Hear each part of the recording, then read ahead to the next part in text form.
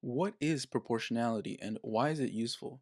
That is what we'll discuss in this video of physics from first principles. We've now covered the order of operations, operations involving fractions, exponents, the right triangle, and area and volume formulas for various shapes. In this video, we'll discuss the concept of proportionality, making it the last of chapter 0. If you've seen my videos and have worked through the practice problems, then chapter 1 should go by smoother. But before we begin, I'd like to ask that if you find the video helpful, please hit the like button, subscribe if you haven't already, and share this with someone who may also find this helpful. I also encourage you to leave a comment with any questions or suggestions you may have. Let us start with a brief recap of the last video. In the last lecture video, we went over circumference, area, surface area, and volume. I discussed the need to be familiar with these formulas because we use them to model many of our problems. I put up a calculation of the Earth's surface area modeling it as a sphere and oblate spheroid. The answers to the practice problems will be provided at the end of the video. Before I began making these videos, I went ahead and solved all of Chapter 1 problems, again from Giancoli's Physics Principles with Applications 7th edition. For this specific chapter, the only other formula I think is worth mentioning is the one for density, and I'm going to use density to talk about our final topic for this chapter.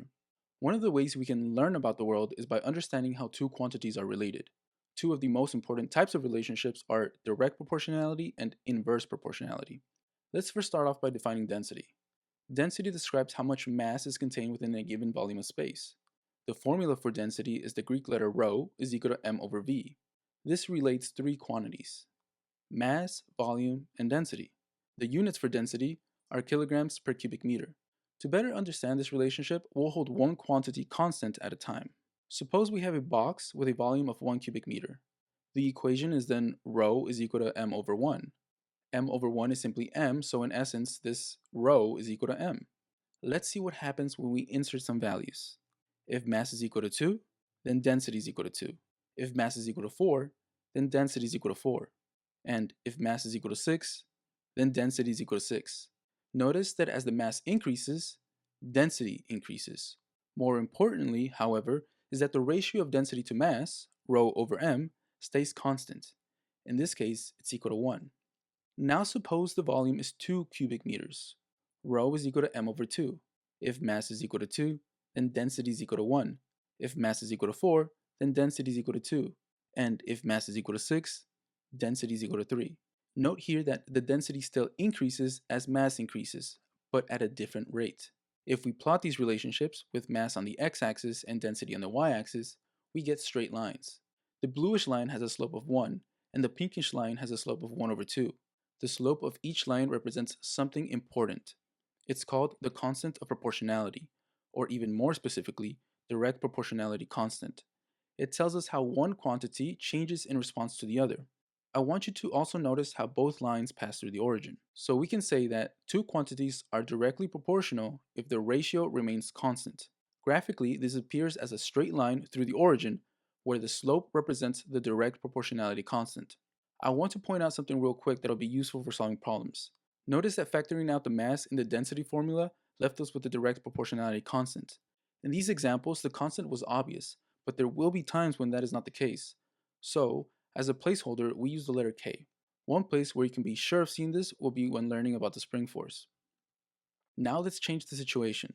Instead of holding the volume constant, let's now hold the mass constant. Suppose we fix the mass at 10 kilograms. This makes the density equation rho equal to 10 divided by v. If volume is equal to 1, then the density is equal to 10. If volume is equal to 2, then density is equal to 5. And if volume is equal to 5, then the density is equal to 2. This behavior we're seeing is opposite to direct proportionality. As one quantity increases, the other decreases. As volume increases, the density decreases. Perhaps even more importantly, the values change such that if we multiply volume times density, we always get the same constant. And this is what I mean by inverse proportionality. Two quantities are inversely proportional if, as one increases, the other decreases, in such a way that their product remains constant. This constant is called the inverse proportionality constant. Now, as it pertains to density, you can think of it in the following way. If you take the same amount of mass and spread it over a large volume, it becomes less dense. If you do the opposite, compress it into a smaller volume, then it becomes more dense. If we plot this relationship with volume on the x-axis and density on the y-axis, we no longer get a straight line. Notice how quickly the density drops at small x values and how much slower it decreases at much larger values. This shows us that the rate of change is not constant, which is a key difference from direct proportionality. The main takeaway from this is that proportionality depends on which quantity you keep fixed. The reason why I decided to include the topic is because recognizing these relationships allows us to understand how quantities interact instead of just memorizing formulas. There's a beautiful light bulb feeling when you see that formulas tell a story. Let's do a few example problems. Consider the following. A car travels at a constant speed. In 2 hours, it travels 120 miles. Assuming distance is proportional to time, how far does the car travel in 5 hours? In this problem, we are told to assume that distance is proportional to time. Since we're dealing with direct proportionality, we know that dividing distance by time should give us a direct proportionality constant. Let's define that constant as k for now. So we write d is equal to kt. We can plug in the values that were given and solve for k. The distance is 120 miles and the time is 2 hours. We write 120 miles is equal to k times 2 hours. We divide both sides by 2 hours, leaving us with k is equal to 120 miles divided by 2 hours, which becomes k is equal to 60 miles per hour. We have now found the constant of proportionality. We can use this to answer the question of how far the car travels in 5 hours. We rewrite d is equal to kt. We plug in the values and this becomes d is equal to 60 miles per hour times 5 hours. Remember cross cancellation? That also applies to units. Hours cancel, and so we get that the distance traveled is 300 miles, and this is our answer. I want to discuss this problem a bit further. The constant of proportionality had units of distance per time. Notice that we describe speed in units of distance per time. So instead of k, we could have written d is equal to s times t. I want you to imagine for a moment that we lived many years ago.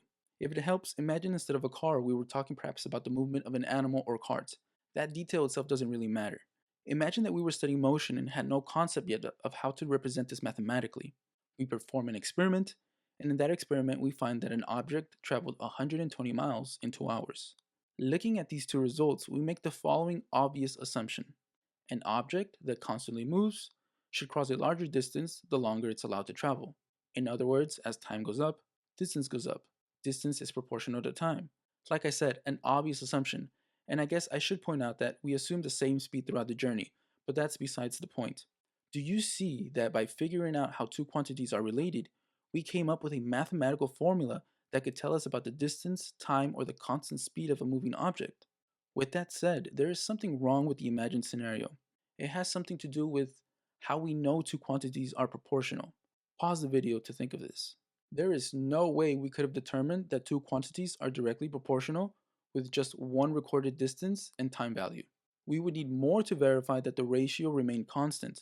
And think about what it means graphically. We have one point relating distance with time. You can't figure out what kind of line your data makes with only one point.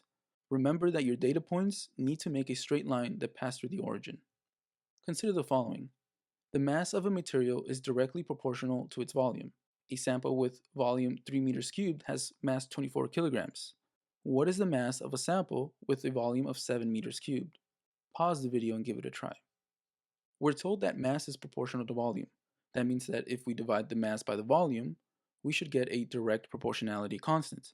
We define it as k, so we write m divided by v is equal to k. We plug in the first values given. Imagine again that we're doing some experiment on a new exotic material. We found that 24 kilograms of this material took up 3 cubic meters of space. Dividing 24 kilograms by 3 meters cubed, we find that the direct proportionality constant is equal to 8 kilograms per meter cubed. We can now use that to find the mass of the exotic material with a volume of 7 cubic meters. We write m is equal to 8 kilograms per meter cubed times 7 meters cubed. The meters cubed cancel and find that the mass is equal to 56 kilograms. I want you to notice again the units describing the direct proportionality constant. They are kilograms per meter cubed. That's density. Consider this next problem. For a fixed amount of gas, pressure is inversely proportional to volume. When the volume is 8 liters, the pressure is 15 units. What is the pressure when the volume is 12 liters? Unlike in the last two problems, here we're told that pressure is inversely proportional to volume. That means that multiplying volume times pressure should give us the inverse proportionality constant. We can label it K, so we write 15 units is equal to K over 8 liters. We multiplied both sides by 8 liters And so this becomes K is equal to 15 units times 8 liters, which results in 120 unit liters. Now that we have the inverse proportionality constant, we can solve for pressure when the volume is 12 liters. We write P is equal to 120 unit liters divided by 12 liters. The liters cancel, and so we get that the pressure is equal to 10 units. Let's do one more. The time needed to complete a job is inversely proportional to the number of workers. If 4 workers complete the job in 15 hours, how long would it take 10 workers to complete the same job? Pause the video and give it a try. In this problem, we're told that time is inversely proportional to the number of workers. Since we're dealing with two quantities that are inversely proportional to each other, if we multiply them together, we should get an inverse proportionality constant. We'll use T for time, W for the workers, and K for the constant. So we write T is equal to K over W. We plug in the values given, so this becomes 15 hours is equal to K divided by 4 workers. Multiplying both sides by the number of workers, we find that K is equal to 60-hour workers. I know the units look strange, but bear with me. Now that we have the inverse proportionality constant, we can calculate how long it would take 10 workers to complete the same job. We write T is equal to 60-hour workers divided by 10 workers. The worker units cancel and get T is equal to 6 hours. And this is our answer. Anyway, that is it for this lecture video. I'll leave the following problems for you to try. As always, I'll put the answers at the end of the next video. If you found the content helpful, I'd again like to ask that you help me grow the channel by hitting the like button, subscribing if you haven't already, and sharing this with others. Here are the answers to the last video's practice problems. I'll see you in the next one.